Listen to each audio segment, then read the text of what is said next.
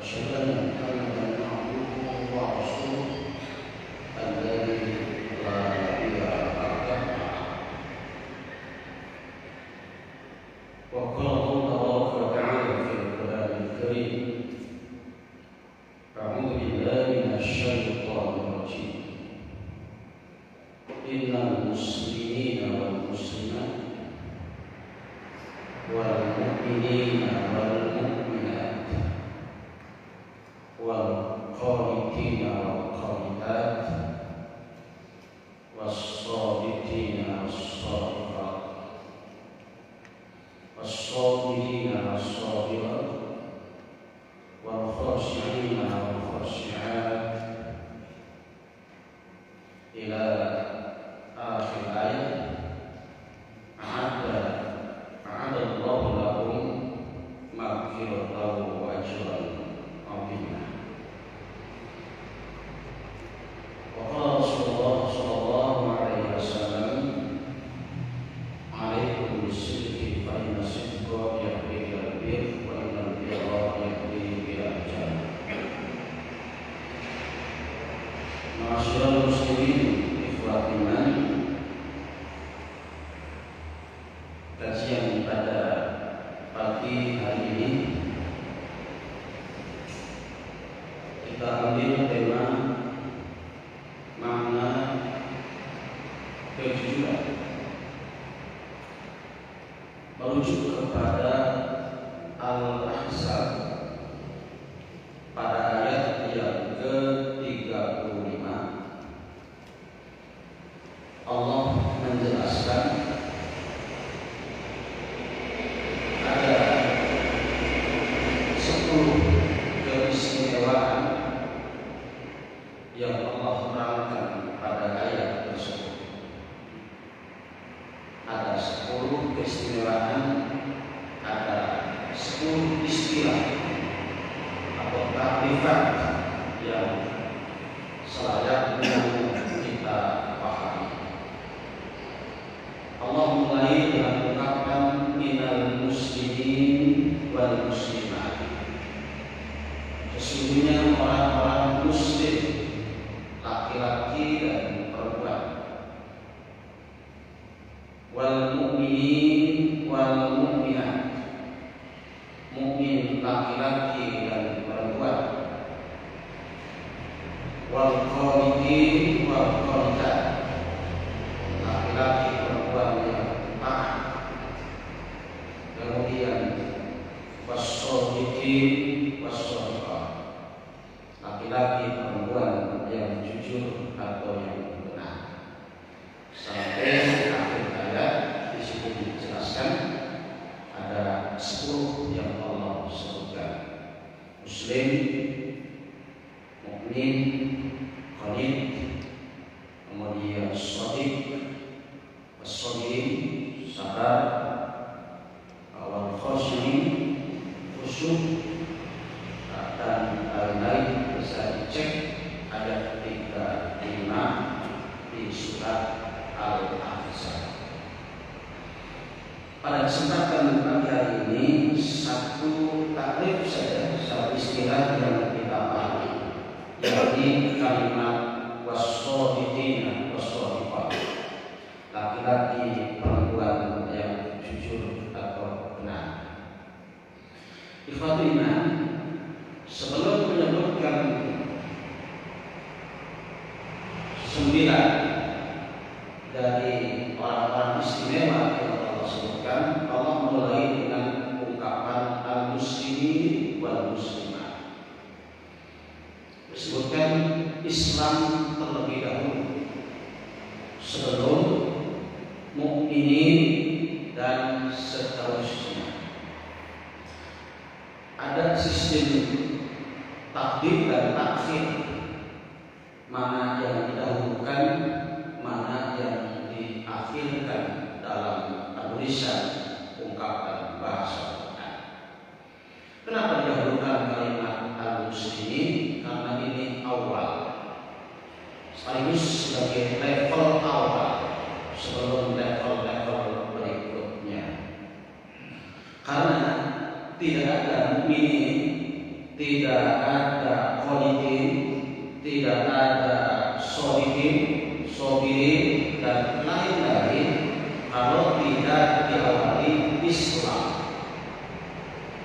Di zaman Nabi ada seseorang yang ingin berperang karena tertarik dengan para sahabat yang jumlahnya sedikit tapi berangkat perang, padahal moodnya berangkat perang ke medan perang adalah setor nyawa karena jumlahnya sedikit melawan para kafir yang begitu banyak. Tapi ternyata membuat sahabat semangat berangkat berperang, bahkan ingin gugur di medan tempur karena ada iming-iming, ada janji dari Allah, ada penjelasan Rasulullah bahwa gugur di medan tempur balasannya adalah al-jannah, surga. Maka mereka semangat ingin mati di medan tempur. Lalu orang itu masuk Islam dan bertanya kepada Rasulullah, apakah langsung perang atau Islam dulu? Maka Rasul jawab, Islam. Anda Islam dulu, jangan langsung perang atau amal yang lain. Karena tidak ada gunanya amal istimewa berjuang di jalan Allah kalau tidak diberi fondasi terlebih dahulu yang namanya Islam. Maka tidak akan mendapatkan predikat apapun, yang tidak mendapat predikat sabar, termasuk shodiqin, jujur, bila tidak didasari dengan keimanan. Asbabun nuzul ayat ini dalam tafsir Al-Jami' li Ahkamil Quran karya Imam Al-Qurtubi di juz yang ke-14. Ada seorang wanita namanya Ummu Umarah Al-Ansariyah.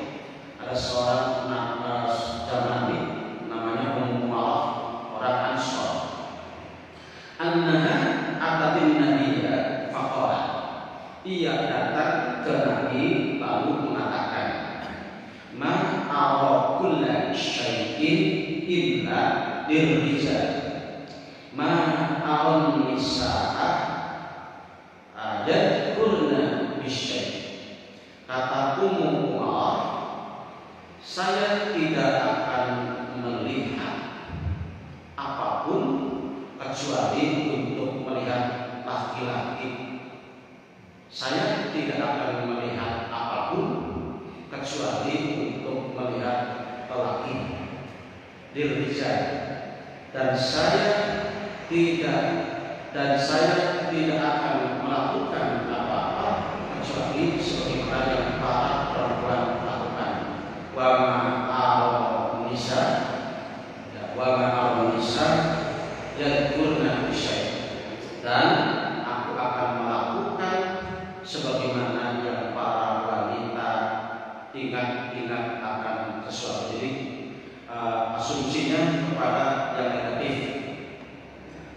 Al-Quran perintahkan hendaklah laki-laki perempuan yang beriman menjaga pandangannya dari yang bukan kufur. Ada seorang wanita namanya Ummu Umarah Al-Ansariyah. Saya tidak akan melihat apapun kecuali untuk melihat para lelaki, dan akan melakukan apapun yang para wanita selalu mengingat apapun dalam bentuk yang negatif.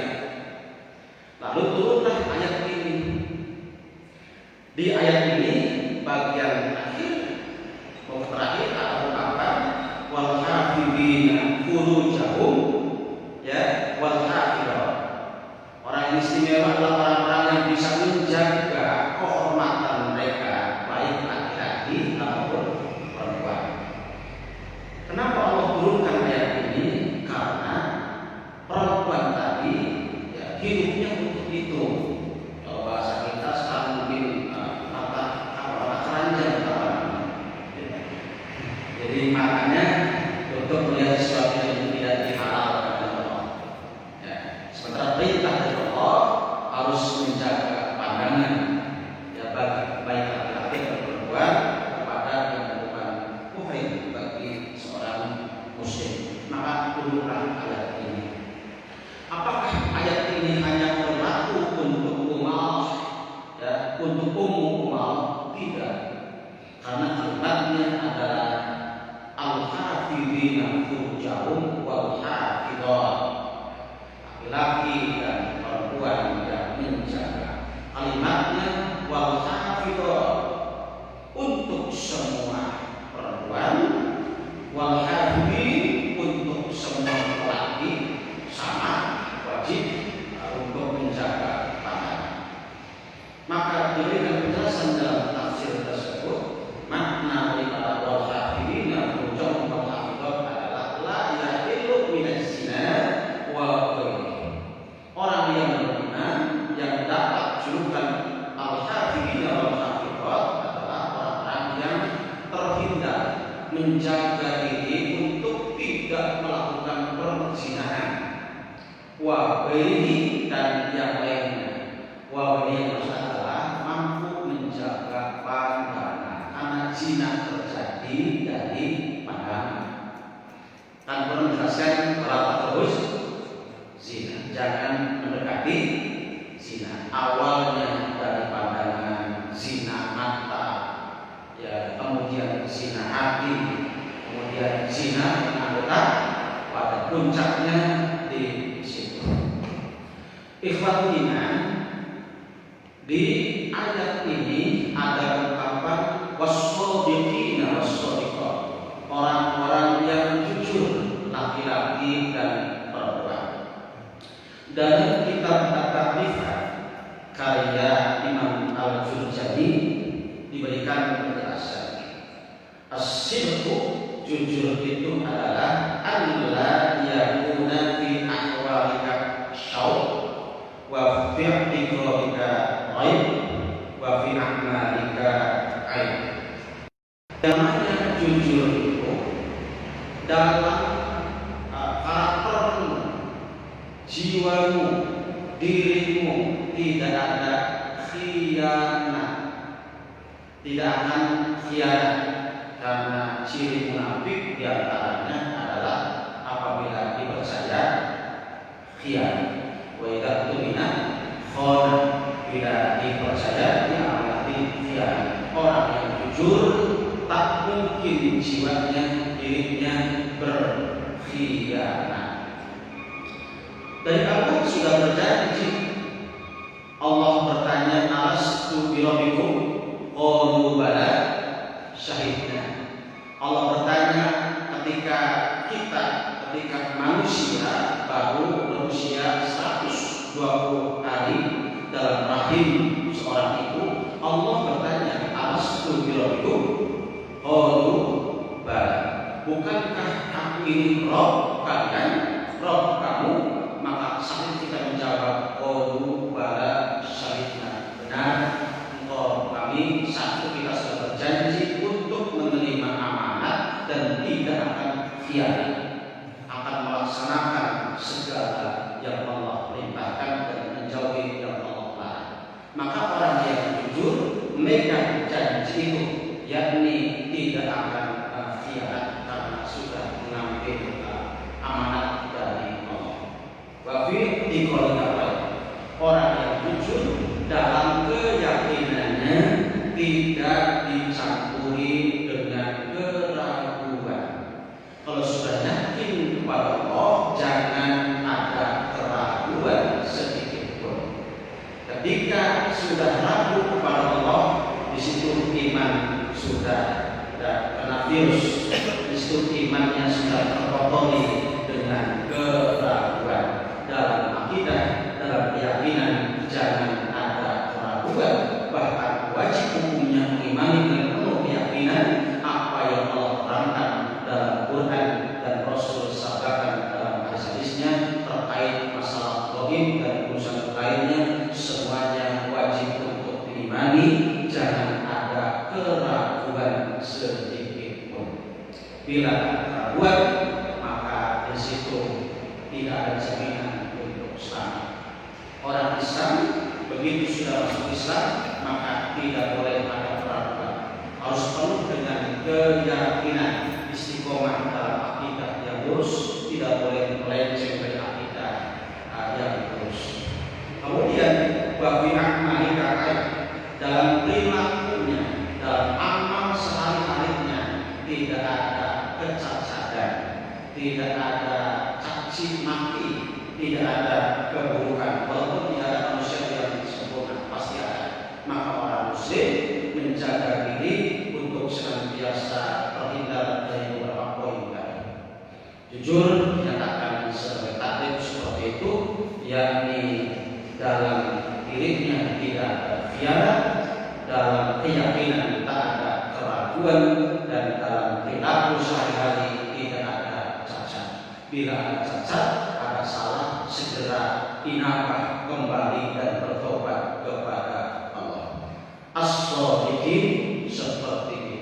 Wajar kalau Rasul kemudian menyampaikan alaikum bisidqi fa inna sidqa yahdi ilal bir wa inal birra yahdi ilal jannah.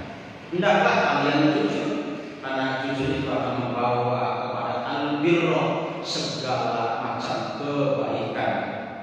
Hendaklah kalian jujur, wajib kalian jujur, karena dengan jujur akan membawa kepada berbagai macam kebaikan, dan kebaikan akan membawa kepada surga Allah. Maka dengan jujur orang akan mendapatkan surga yang Allah janjikan.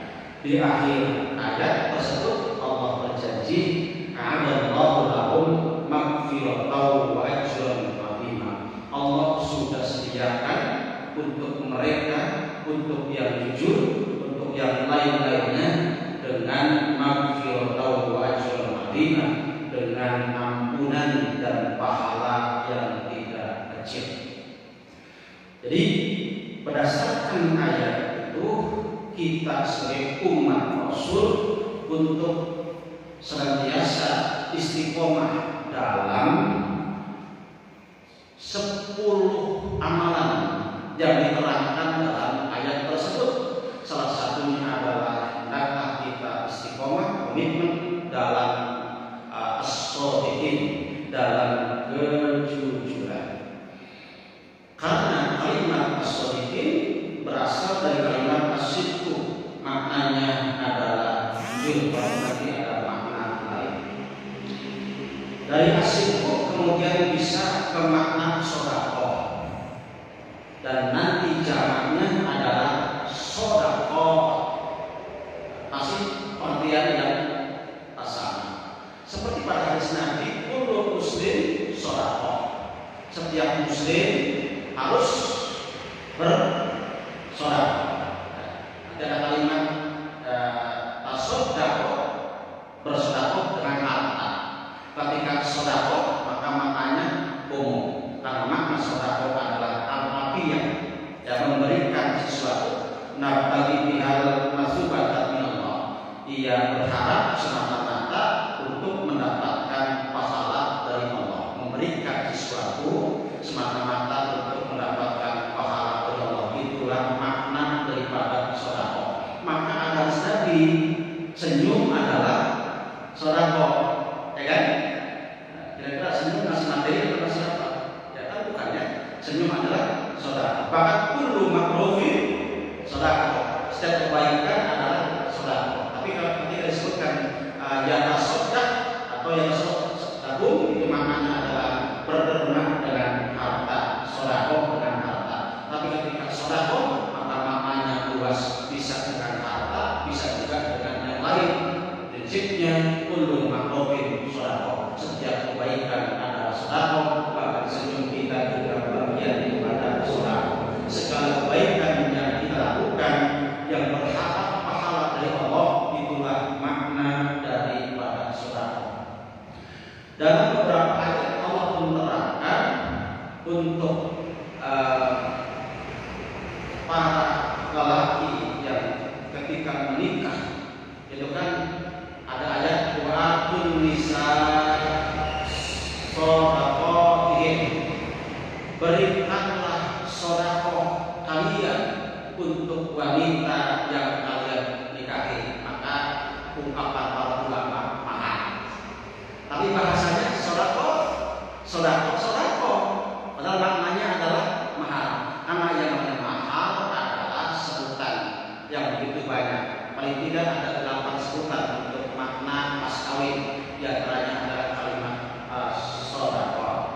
Kenapa dikatakan sedekah? Ya karena memberikan sesuatu semata-mata mengharapkan pahala dari Allah. Pemberian bukan utang, ya, betul-betul ngasih kepada istrinya sebagai mas kawin, mengharap untuk mendapatkan pahala dari Allah. Jadi makna sedekah luas, dari kata asyidku dengan ungkapan asyidku, maknanya adalah yang tadi, anda yakuna fi ahwalika syauq wa fi iqadika raib wa fi amalika aib. Orang dikatakan jujur bila pribadinya tidak khianat, bila keyakinannya tidak ada keraguan, bila amalia sehari-hari tidak ada cacat, itulah dikatakan jujur. Semoga kita bisa memperjuangkan makna jujur ini dalam diri kita masing-masing walaupun berat. Kalimat-kalimat yang Allah perintahkan dalam Quran yang 10 poin tadi itu semuanya berat, maka kita akan sanggup untuk bisa mengerjakannya tanpa ada isti'anah dari Allah, tanpa ada pertolongan dari Allah. Mintalah tolong kepada Allah untuk bisa melaksanakan apa yang Allah perintahkan, termasuk perintah Allah untuk menjadi orang-orang yang jujur. Ini saudara barangkali yang bisa saya sampaikan. Untuk lebih bahasa silakan kalau ada pertanyaan.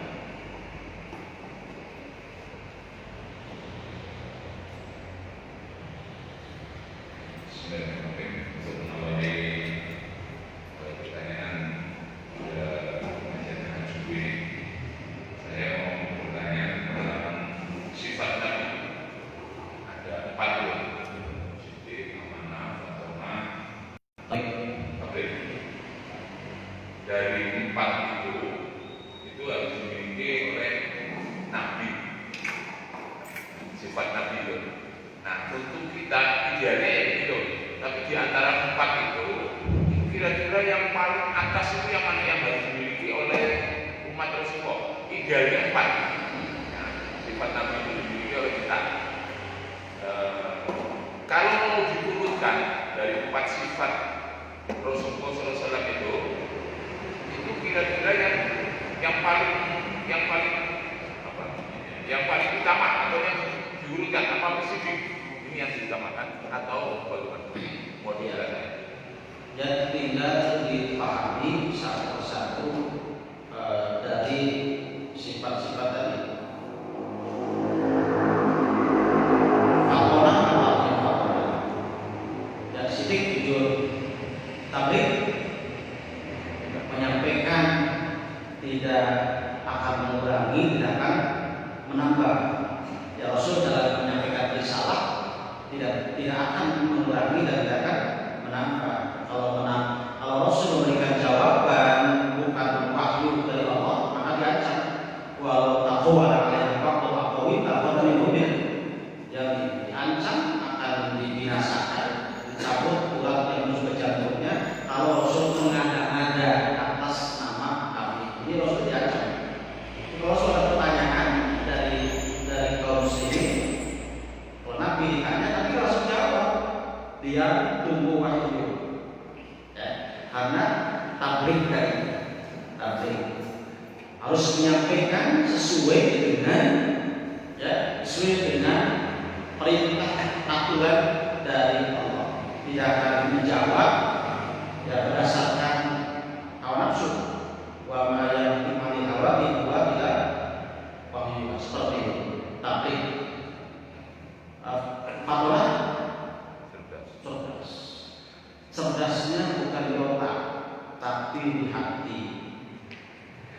Cerdasnya bukan di otak, tapi di hati.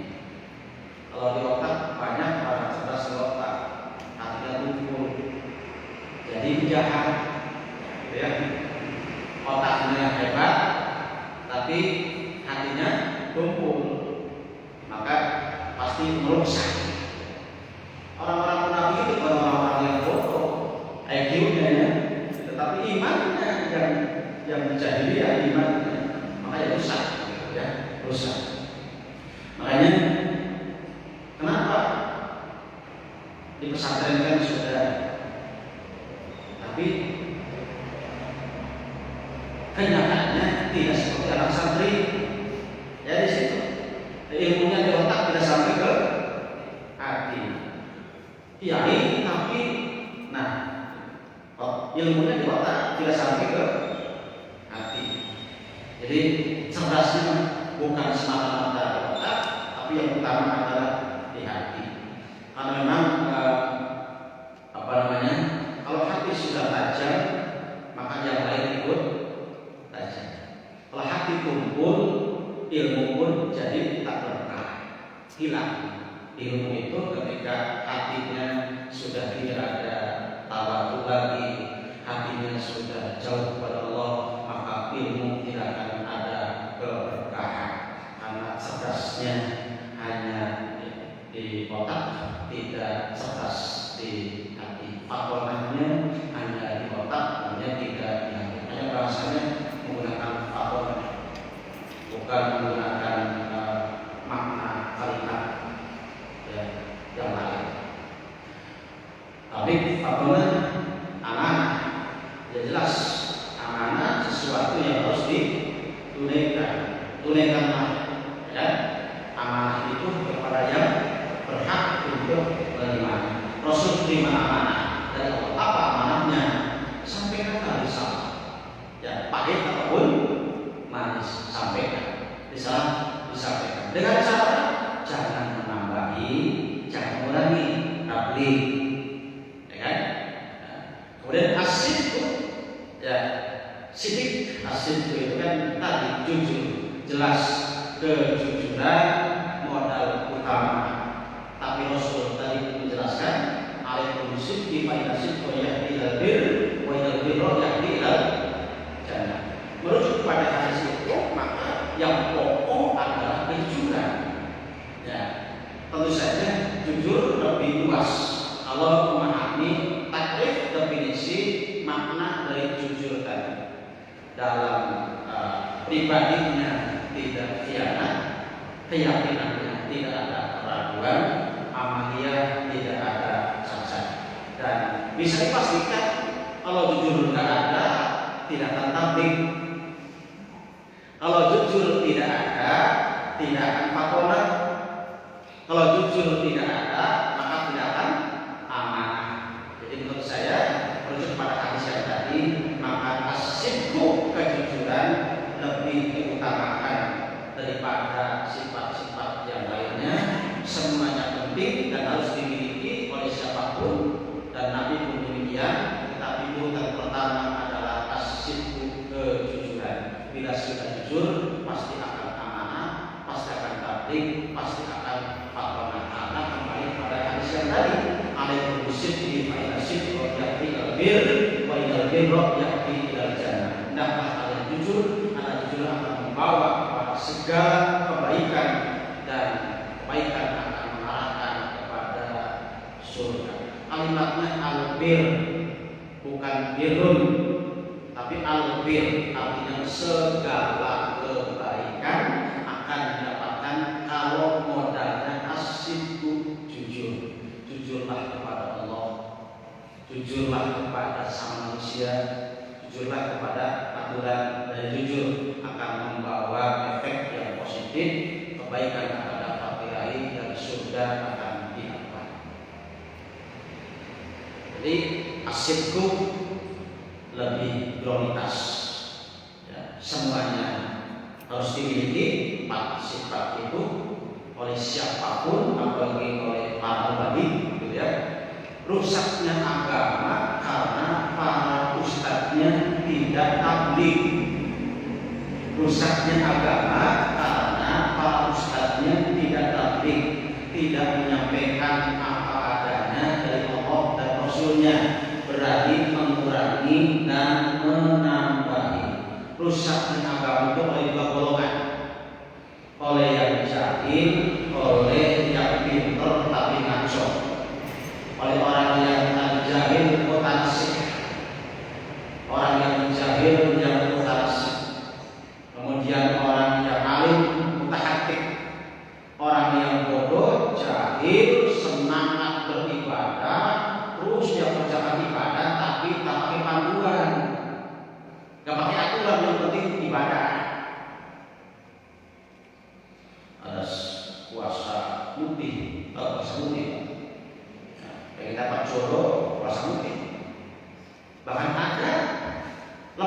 Ramadan masih saum, menggenapi supaya 40 hari. Jadi beres Ramadan ini ada kata pada 30 hari masih nama 10 hari. Ada yang begini di Malaysia pun di beberapa contoh enggak ada atau tidak ada bedanya? Tidak ada. Nggak ada saum seperti itu. Nah itu sudah merusak. Islam jadi rusak. Aturan dari Allah dan Rasulnya ya, 1 bulan bisa 29, bisa 30. Ini sampai 40 hari. Anggapannya ya ini kan lebih apa? Lebih baik. Kan semakin banyak semakin baik. Ternyata ya agama Islam, KTP Islam, tapi ngajinya tidak di masjid. Ya. Kepuhana, ke paranormal, ke orang-orang pinter, gitu ya. Jadi ibunya begitu akhirnya. Sampai nanti ada ajaran tidak boleh makan pepaya, kelinci, nanti hidupnya payah. Main di rumah saya ada pepaya. Dikasih jalan, kirain tidak suka. Ternyata jawabannya kalau makan pepaya itu hidupnya payah. Itu yang dapat ilmunya seperti ini. Jadi rusaknya Islam satu oleh jahil, ya, mutasi, beribadah semangat tapi tidak pakai aturan. Dan itu akan menjadi ikutan. Tuh lihat sebulan, semangat ibadah, coba ikut. Tuh puasanya 40 hari, ikuti dia 40 hari. Hebat ini, jangan cuma 30, 40. Ikuti. Maksud ibadah yang lain yang tidak Rasul contohkan. Yang kedua, orang yang alim, orang alim tapi ngaco, ya, tidak amanah, tidak jujur, tidak tabligh, ya, tidak fatwa, rusak. Karena dua golongan ini menjadi ikutan. Orang bodoh rajin ibadah jadi ikutan untuk ibadah. Orang pintar yang ngaco jadi ikutan juga. Masa salah dia sudah sadar sejak lama, ya, bertahun-tahun dia ikutin saja. Dia sudah setengah wali atau dia wali, jadi salahnya sudah tertutupi dengan sudah pesantren sekian tahun lama. Jadi Islam rusak dengan dua golongan ini, oleh jahil dan oleh yang alim yang ngaco. Jadi asidku lebih prioritas sebelum sifat-sifat yang lain.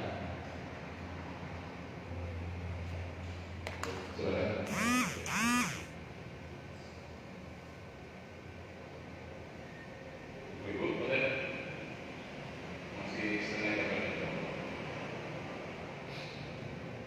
Tidak mesti materi ini, materi lain-lain insya Allah juga bisa bermanfaat untuk kita.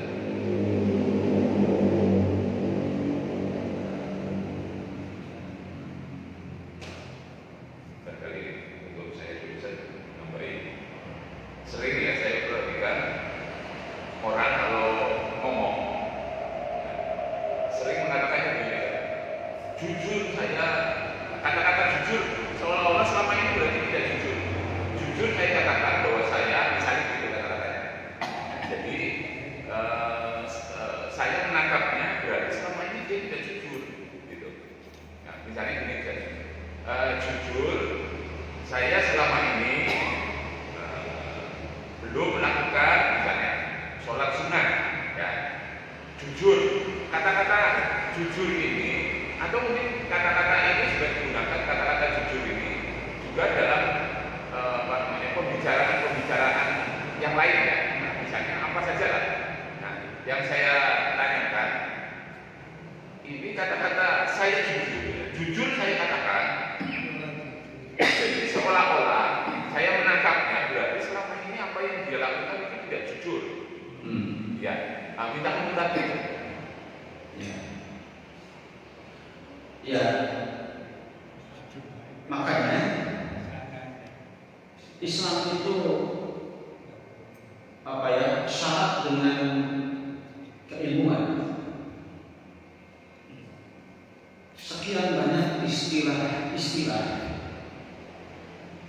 takrifat, definisi-definisi yang mesti dipahami. Saya sering katakan, salah memahami istilah akan salah berbuat, berucap, bersikap. Karena salah memahami istilah. Di Cirebon, memahami istilah dari syukur adalah acara nagran. Setahun sekali pesta nagranan, ya, menyembelih kambing, nanti kepalanya nyangkut ke laut. Keyakinannya supaya tahun depan hasil laut lebih meningkat. Itu ketika ditanya acara apa? Bahasanya acara syukuran. Disyukur sudah diselewengkan ke makna seperti itu. Ini kan akibat salah memahami istilah. Kalimat sholat namanya secara istilah seperti apa, secara bahasa apa, agar bisa menentukan kapan sholat dimaknai secara bahasa, kapan sholat dimaknai secara istilah.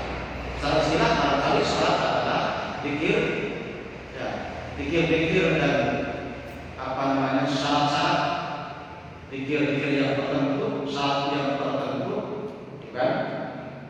Dimulai dengan takbiratul ihram, diakhiri dengan salam, kan seperti itu. Tapi ketika dimaknai secara bahasa kan lain lagi. Sekarang kita akan baca tadi as-shalatu alaihima wal istighfaru lahunna. Ketika sahabat bertanya Rasulullah, ketika ibu kita, bapak kita sudah tidak ada, orang tua kita sudah tidak ada, bagaimana caranya berbuat ihsan, caranya berbuat baik kepada kedua orang tua? Maka harus menjawab as-shalatu alaihima wal istighfaru lahunna. Kamu doakan mereka, khususnya adalah mohonkan agar dosa-dosa mereka diampuni. As-shalatu alaihima, yang diartikan kamu bayar sholat orang tua kamu. Ada begitu. Orang tua kita rajin dari mulai balik sampai dunia sholat terus, lalu dipahami as-shalatu alaihima, kamu bayar sholatnya. Mungkin dari situ kalau salah memahami sehingga ada istilah fidyah sholat, ya kan? Dibayar karena almarhum sekian lama tidak sholat, maka ada fidyah sholat. Ke siapa kasihnya? Ke kiai. Mungkin berangkat dari keterangan yang tadi as-shalatu alaihima, padahal itu makna secara bahasa. As-shalat secara bahasa maknanya doa, berdoa, mendoakan. As-shalatu alaihima wal istighfaru lahunna, kamu doakan orang tua kamu yang sudah meninggal itu, dan secara khusus mintakan ampunan kepada Allah agar dosanya diampuni. Itu secara istilah, secara lugah atau bahasa. Sama dengan asyidku kan. Asyidku secara bahasa maknanya bisa asyid, bisa benar, bisa menepati janji, bisa juga jujur. Makna yang mana secara istilah yang tadi, ya, sikapmu pribadimu tidak ada khianat, keyakinanmu tak ada keraguan, amaliyah sehari-harimu tidak ada cacat. Itulah makna jujur. Sekarang ungkapan yang tadi jujur loh, saya ini, itu makna yang mana? Ya kan? Makna secara bahasa atau secara istilah? Istilah mungkin tidak mungkin itu secara bahasa. Tapi ketika jujurnya sudah menjadi bahasa kita, kan lain lagi. Sudah menjadi bahasa kita, jujur loh, saya ini utangnya belum lunas, gitu kan? Kenapa kalimat itu diungkapkan? Ya barangkali harapannya kan bisa dibayarin, mungkin kan? Kalimat jujur itu kan bisa maknanya untuk apa? Untuk agar orang percaya kepadanya. Maka ungkapan jujur menegas saja, ya kan? Jujur loh. Itu kan kalau kita paham, jujur lawannya dusta, ya. Asyidku didul jadi jujur lawannya dusta. Agar orang percaya kepadanya, maka kalimat jujur loh, saya tidak bohong, kan begitu biasanya. Jadi kalimat itu untuk penegas agar orang percaya. Itu kan secara makna sama dengan orang yang bersyukur demi Allah. Kenapa ada bahasa demi Allah? Penegas agar orang percaya kepadanya. Jujur saya ini, nggak bohong. Itu kan penegas dalam ungkapan sehari-hari bahasa Indonesia. Itu Jadi dipahami makna yang mana, umpamanya tadi makna secara bahasa, bukan secara istilah. Tujuannya yang kembali pada yang bersangkutan ngomong begitu apa tujuannya, ya kan? Apakah pengen narik simpati seseorang agar jangan ada penilaian negatif kepadanya? Maka kalimat jujur saya ini tidak pernah bohong. Kalau yang ngomongnya dukun kan kita nggak percaya, atau yang ngomongnya orang kafir, karena ada bahasa kafir juga yang penting jujur. Mana ada orang kafir jujur? Ya, nggak apa-apa kafir juga yang penting jujur. Mana ada orang kafir jujur kepada Allah aja udah gak jujur, apalagi kepada yang lain. Orang kafir kelihatan jujur, kenapa? Ke Allahnya gak jujur. Tidak jujur ke Allahnya.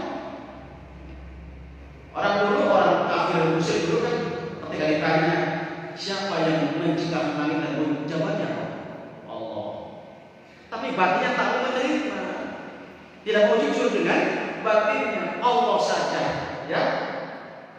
Seperti itu apalagi pada manusia. Jadi tak mungkin ada jujurnya orang kafir itu kan seperti itu ya, ungkapan jujur. Jadi mungkin jujur secara bahasa tadi untuk menarik simpati. Saya jujur sampai sekarang dari mulai lahir, kan? Walaupun agamanya bukan Islam.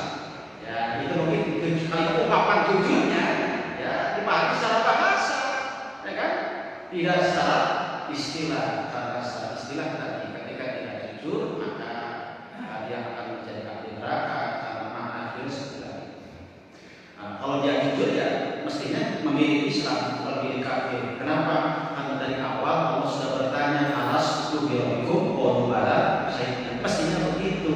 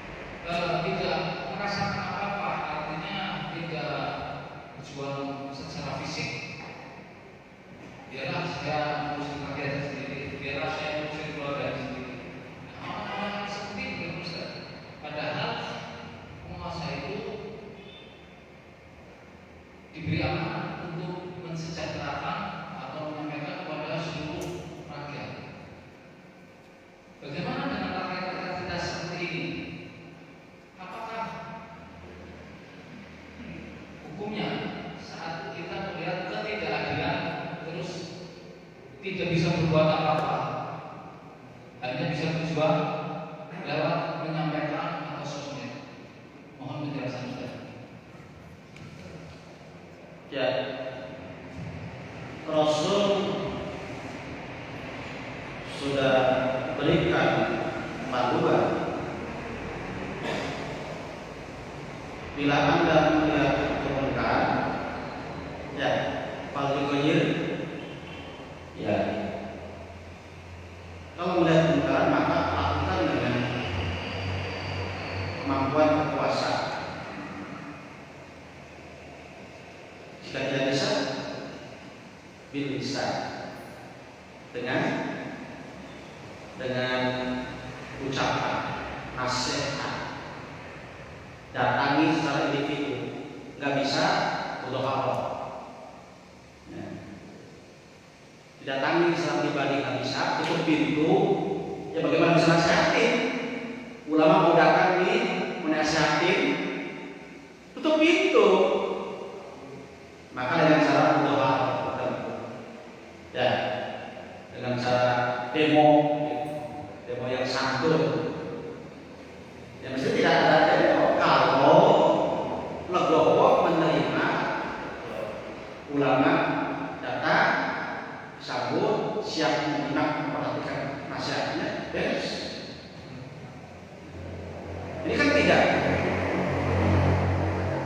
Bahkan yang coba-coba mendekat siap-siap, kan begitu. Nah, artinya kondisi seperti itu.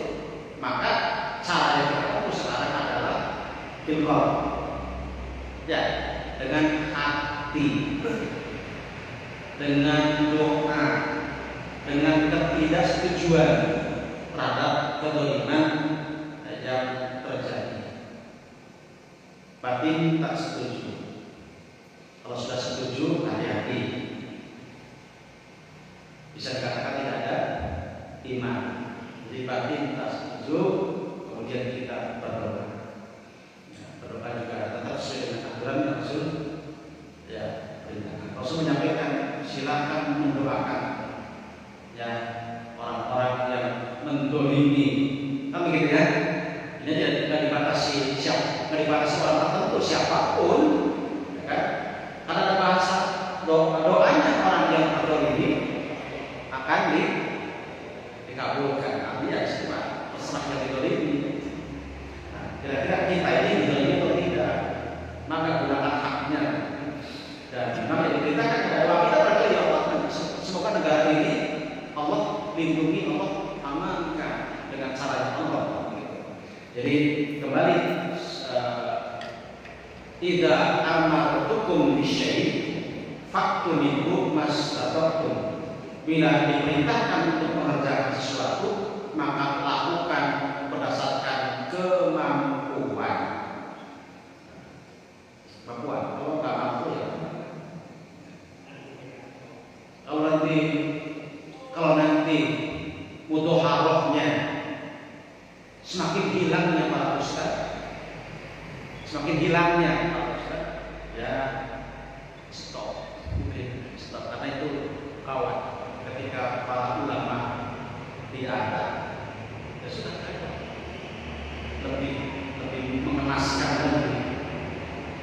Jadi kembalikan kepada kadar kondisi kemampuan, karena perintah yang Allah ya apabila diperintahkan untuk melakukan sesuatu akan belum kadar kemampuan dengan kuasa, bila bisa tak bisa dengan nasihat, tidak tak bisa dengan hati, sudah ada panduan. Insya Allah kita termasuk orang-orang yang yang mendukung kepada kezaliman yang terjadi. Paling tidak batin kita tak setuju dengan berbagai macam ketimpangan yang terjadi.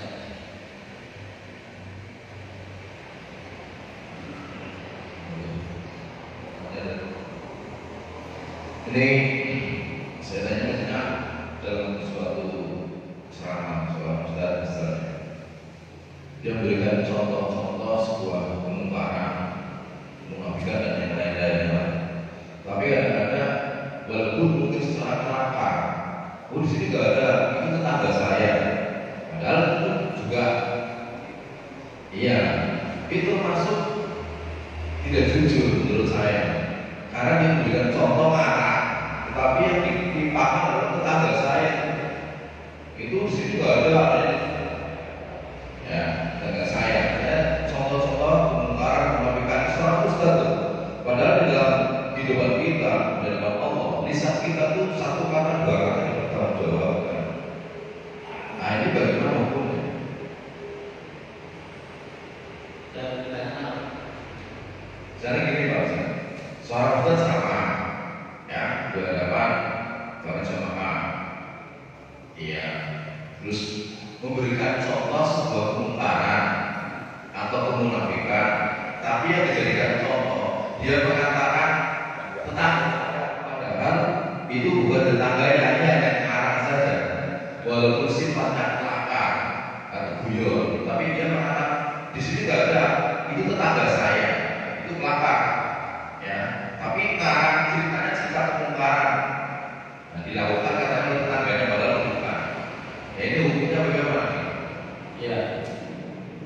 Jadi mengatakan sesuatu tidak sesuai dengan kenyataan. Itu maksudnya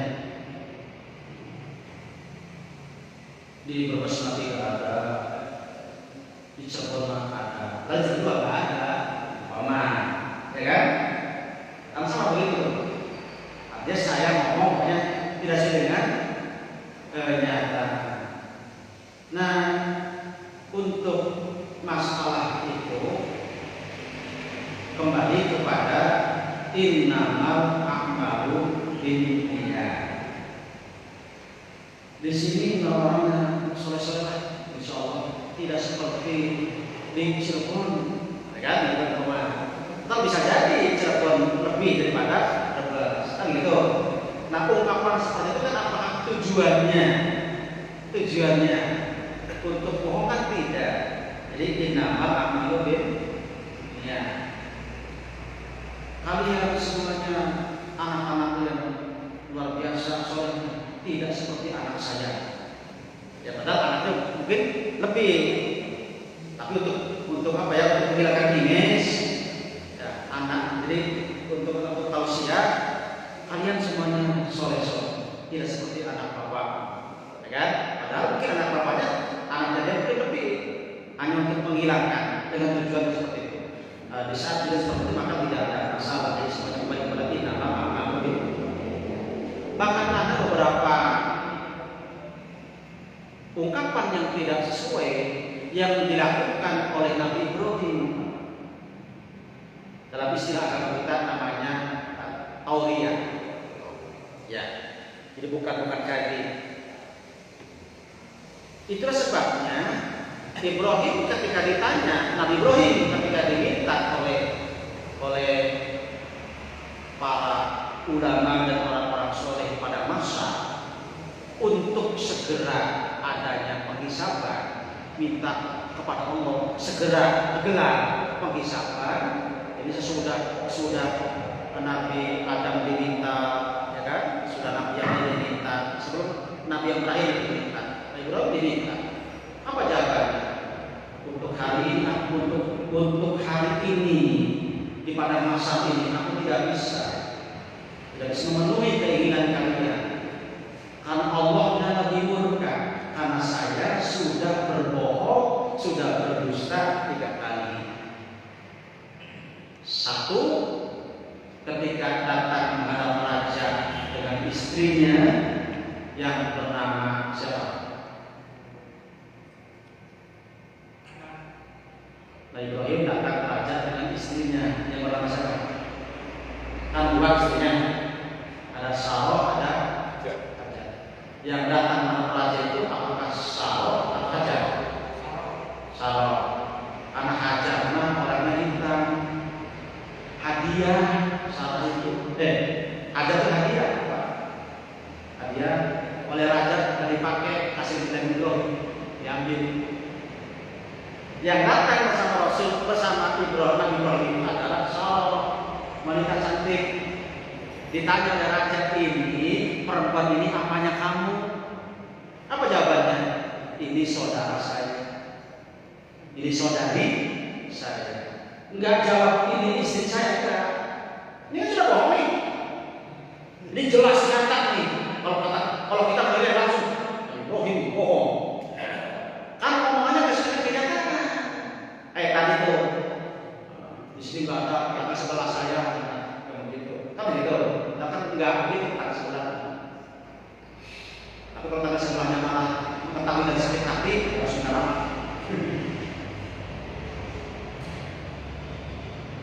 Kenapa Nabi Ibrahim jawab begitu?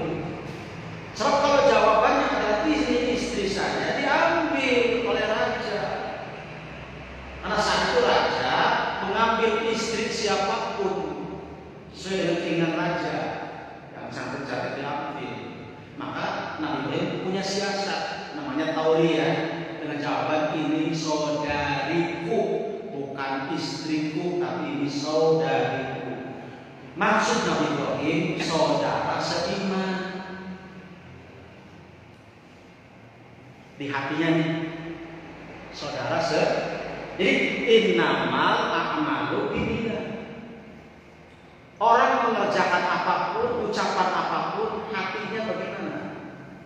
Apakah begitu sesuai dengan hatinya atau tidak? Satu itu. Kedua, orang kafir, orang musyrik ada perjanjian dengan Nabi Ibrahim untuk ibadahnya gantian. Hei, kata mereka, kamu nanti ikut ibadah dengan kami 5 tahun, kami pun siap beribadah kepada Tuhan ente. Siap. Disanggupin, kemudian pada hari haknya Nabi Ibrahim diundang untuk menghadiri, untuk beribadah bersama mereka.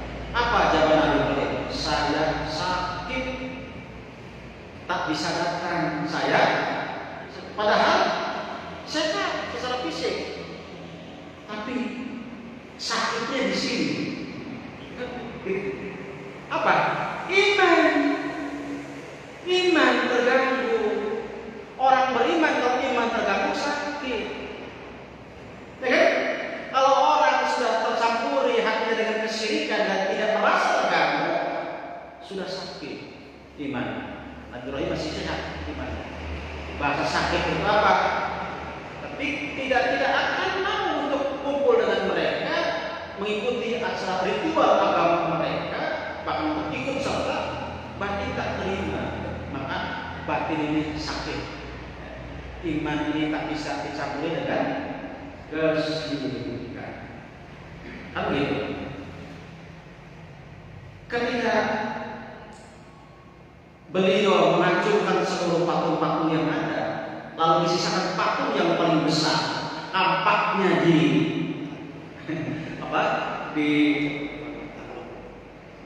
disimpan di bahu, ya, di patung itu. Ketika ditanya, kalau masalah sudah ramai, yang menghancurkan patung itu namanya Ibrahim, seorang pemuda namanya itu. Ketika ditanya oleh Namrus, betul nggak Anda yang menghancurkan patung? Apa jawabannya? Kan saya, itu yang paling penting. Jadi kan omongan itu tidak sesuai dengan kenyataan. Lalu kenapa Ibrahim ngomong seperti itu? Ya kan? Untuk ngasih pelajaran kepada mereka. Ketika mereka tidak mungkin Ibrahim berikan benda mati gitu. Kata dia, kenapa benda mati kamu simpan? Untuk pelajaran.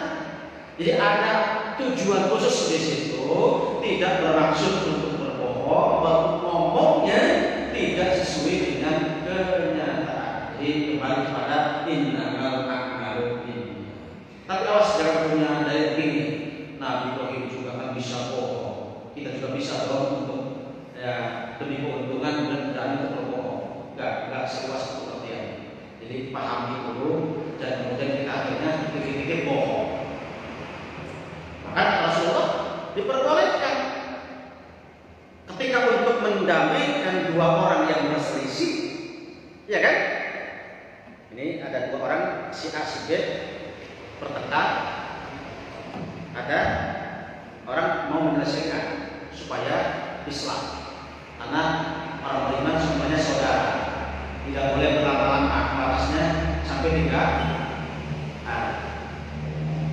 Orang yang mendamaikan mengatakan kepada si A, ada salam dari si B untukmu. Padahal si B gak pernah. Katakan ke si B, ada salam dari si A untukmu. Suruh main ke rumahnya, ada penting yang diinformasikan. Jadi kepada si B, salam kepadamu, berharap kau datang ke rumahnya. Sehingga malah yang dulu akan datang ketemu, ya kan? Nanti tengok. Itu kan bohong untuk mengislamkan 2 orang yang berselisih.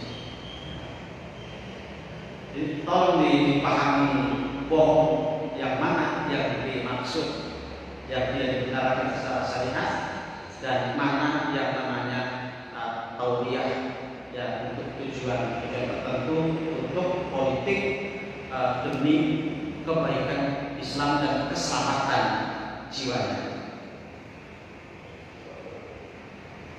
Pak, saya uangnya nggak ada lagi, cuman segini bagi 2 ya. Bapak 20.000, saya 20.000. Ini untuk bensin, Pak. Padahal ya di kantong selama masih ada, ya kan? Kalau dikeluarkan semuanya, mintanya bukan 20.000, 100, kan? Umpama di sini. Ya. Itu kondisi terpaksa, bukan riswah, bukan suap, bukan riswah, tapi karena kondisi tertentu ini. Kalau nggak begitu, ya kita nggak bisa kemana-mana. Di sini kemudian pesan lagi, ya kenapa begitu lagi kan?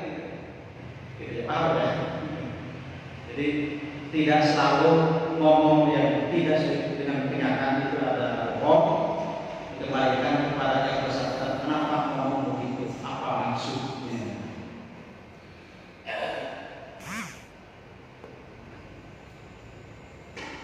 Ini mewakili ibu mengenai kasus wanita. Ketika dia sedang haid datang bulan, ini kan mau masuk masjid, ada larangan. Maka kemudian di teras itu, duduknya di teras, mendengarkan pengajian kita itu di teras. Pertanyaannya, kita masuk masjid atau bukan? Terus yang keduanya, ini mengutip tulisannya Ustaz Abdul Qadir, Abdul Hakim Abdad. Ya, karena beliau sepertinya mengutip pendapatnya Syekh Albani yang mengatakan bahwa wanita haid, intinya gitu ya, itu boleh ke masjid dengan catatan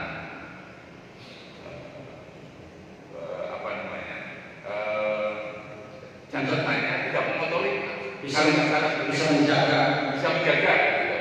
Nah, ini supaya ibu-ibu ini ketika haid terus kemudian ngajinya tidak libur. Nah, karena kita ini bisa cari ada bulan sekali, terus ada awal bulan itu Ustadz dari Bandung atau lainnya. Jadi seandainya kemudian pas lagi ada halangan wanita, dia bisa mendengarkan selain lewat Facebook. Ya. Nah, penjelasannya gimana tentang kontroversi pendapat ini? Ya.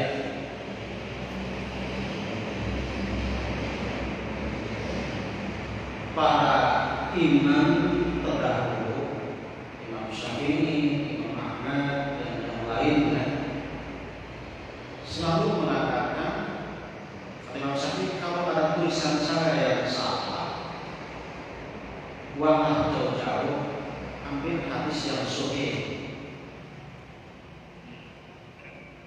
Kalau ada pendapatku yang keliru, tidak sesuai dengan hadis Nabi, jangan kau ambil pendapatku, ambillah hadis Nabi.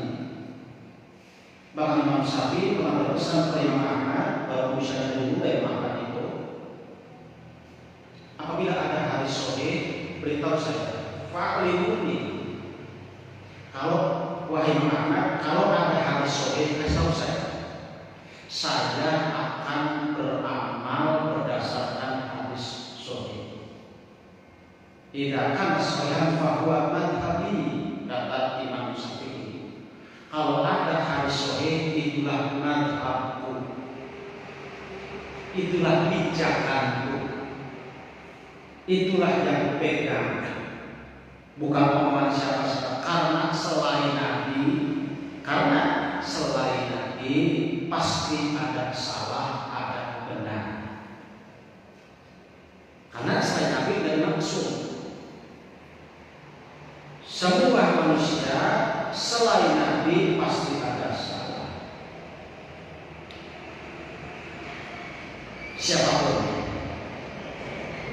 Oleh karena itu jawabannya tidak kata Syekh ini, tidak kata Syekh itu. Bagaimana ayat menjelaskan, bagaimana Rasul memaparkan. Ayat menjelaskan tidak boleh diam di masjid illa abil sabil, kecuali sekedar lewat saja. Lewat bukan karena iseng-iseng lewat, ada keperluan yang harus ditunaikan. Aisyah disuruh oleh Nabi, Aisyah tolong ambilkan tikar di masjid. Aisyah lagi akan pulang.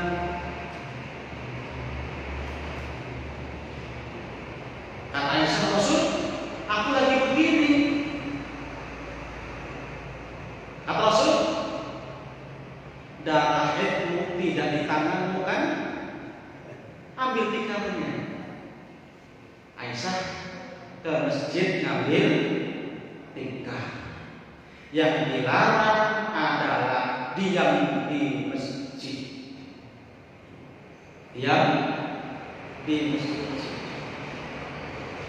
Bukan hanya perempuan yang murah, kaum lelaki yang lagi dalam kondisi belum mandi besar juga jangan diam di masjid. Katanya sekarang masalah kafir juga bisa masuk masjid sekarang. Jadi ada seperti itu. Jadi bagi yang datang bulan, satu, tak boleh diam di masjid. Masjid ada halaman, ada emper, teras. Kayak Madinah pas sekarang perluasan, yang tadinya halaman itu sekarang kesannya sudah seakan-akan seperti, padahal itu bukan halaman, teras. Maka bisa jadi pelebaran, luasan, akhirnya jadi masjid. Jadi yang tahu mana batasan masjidnya adalah yang membangun ini masjid ukurannya berapa untuk masjidnya. Nanti tukang mengatakan sesuai dengan instruksi yang jadi ada emper, ada teras, ada masjid. Empernya kan tidak sama dengan masjid.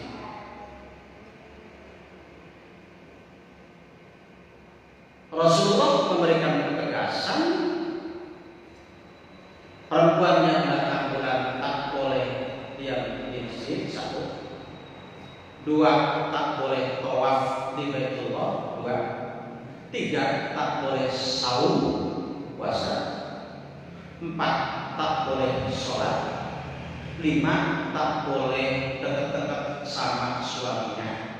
Dekat dalam pengertian kategori. Awas, jangan dipahami nanti bila sekamar, nggak tidur bareng, nggak makan bareng, nggak boleh. Jangan lakukan yang khusus. Rasulullah bersama Aisyah lagi datang bulan, tidur satu selimut bersama Aisyah. Minum satu gelas yang dipakai oleh Aisyah. Awas jangan dipahami tidur satu selimut sunnah, satu gelas sunnah, bukan.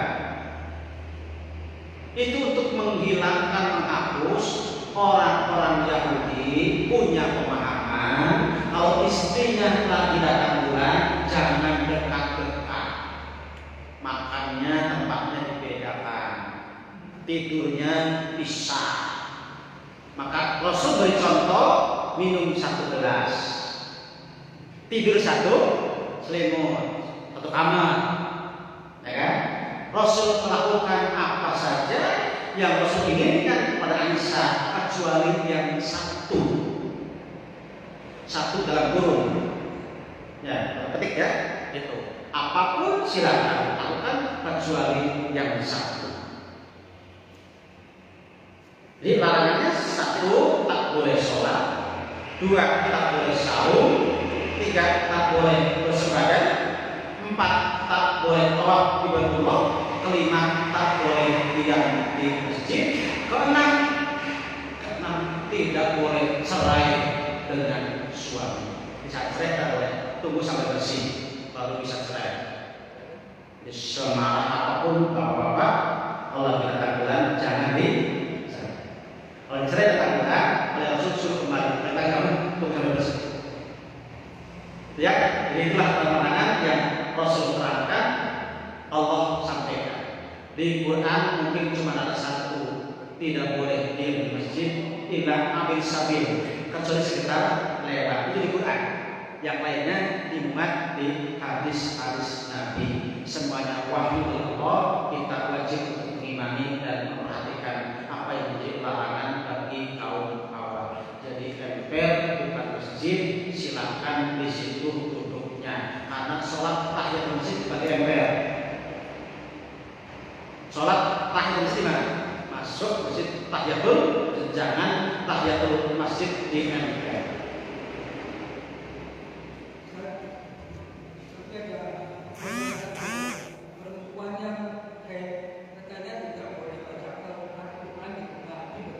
Ya, biasanya punya alasan dua. Satu, la yamassuhu illal mutahharun. Surat apa itu? La yamassuhu illal mutahharun. Kalau ya, tidak boleh diartikannya itu tidak boleh menyentuh Quran kecuali orang yang suci. Padahal asbabun nuzul ayat itu orang kafir menuduh Quran itu bikinan syaitan, bukan dari Allah. Maka turun ayat la yamassuhu illal mutahharun. Jadi syaitan jangankan bikin Quran gitu, nyentuh saja tidak bisa. Dan yang bisa membawa menyentuh Quran adalah malaikat, karena malaikat adalah al-mutahharun, disucikan oleh Allah. Quran yang mana? Ya, yang di Lauhil Mahfuz. Kalau yang sekarang itu Quran yang kita baca ini tulisan para sahabat, dibukukan tulisan para sahabat. Rasul nggak kasih ini tulisannya juga. Rasul hanya membacakan ayat, sahabat yang menulis. Insya Allah tulisannya sama dengan yang ada di Lauhil Mahfuz. Jadi itu yang pertama. Yang kedua, di setiap hadis tidak boleh disentuh Quran kecuali yang thahir, yang bersih. Itu hadis dhaif. Itu hadis dhaif. Ayat yang tadi tidak pas untuk yang karena tertuju kepada malaikat yang memsucikan, yang berhak untuk pegang Quran, bukan setan. Setan jangankan untuk memiliki Quran, pegang pun tidak bisa. Nah, kemudian Rasul memberikan penjelasan. Rasul senantiasa ingat dalam segala hal. Fi kulli ahyan. Rasul selalu ingat kepada Allah dalam segala hal.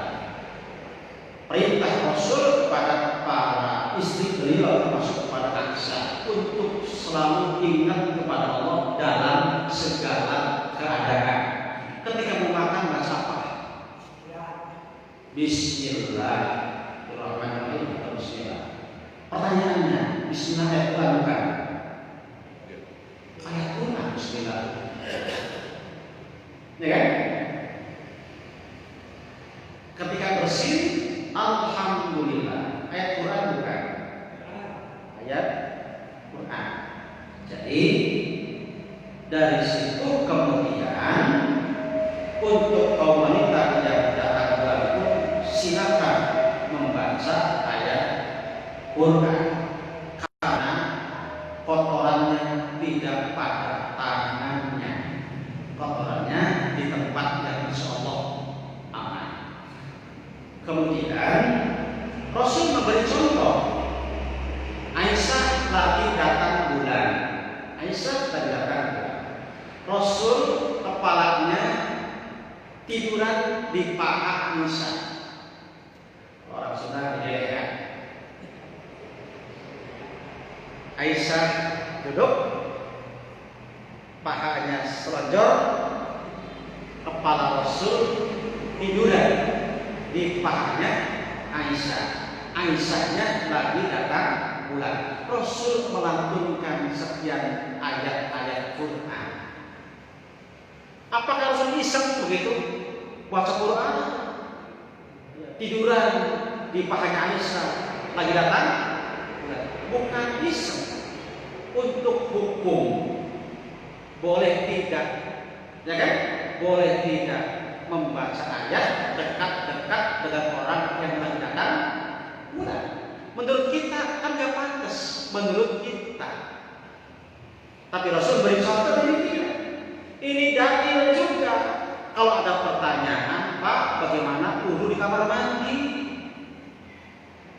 Wudu di kamar mandi. Ini bagaimana? Kan kamar mandi tempat begitu. Ya kan?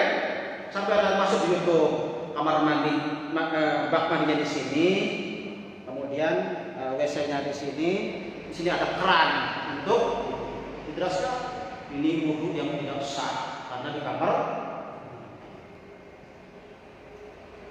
Merujuk kepada dalil yang tadi, Rasul melantunkan ayat Quran di pahatnya Aisyah yang sedang datang bulan. Artinya bisa berwudu di keran ini walaupun tempatnya ada di kamar mandi. Beres dibanjur saja sampai bersih, kan hilang najisnya, ya kan? Kan apa namanya, kloset ya namanya. Kan kloset tidak najis kan? Yang ada kotoran kita kan begitu ya. Bahkan ada rumah makan warnanya pakai ada yang begitu ya, sensasi gitu Pak. Jadi bagaimana di kamar mandi? Silakan, selagi bisa menjaga najisnya tidak akan kena pada kita. Kenapa? Rasul membaca ayat di pangkuan Aisyah lagi datang bulan. Di rumah sakit, tembok di dalamnya WC. Boleh nggak kita sambil bersandar baca Quran? Boleh. Ya, kita bersandar di tembok nih. Di dalam tembok kan ada kamar mandi, ada segala macam. Kita bersandar dulu. Kan silakan. Karena kita bacanya tidak sambil nongkrong di WC tidak. Jadi sama dengan Rasul membaca ayat di pangkuan Rasul, kan tidak nempel ke najisnya gitu. Jadi itu dalil. Jadi sekali lagi Rasul tidak iseng membaca ayat Quran sambil tiduran di paha Aisyah yang lagi datang bulan. Itu semua untuk menjawab bila ada pertanyaan yang seperti itu. Cukup? Sudah siap. Baik. Akhir kalam